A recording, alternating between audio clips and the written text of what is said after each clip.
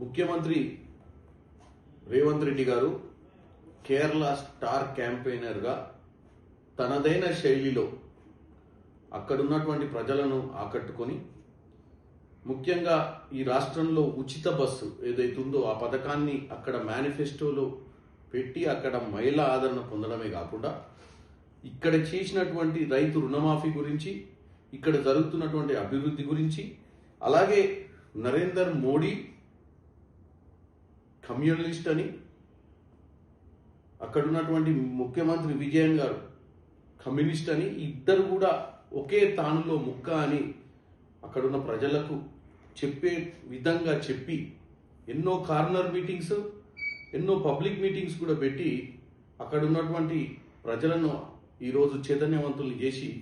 UDF ప్రభుత్వం కేరళలో రావడానికి రేవంత్ రెడ్డి గారి కృషి ఎంతో ఉంది.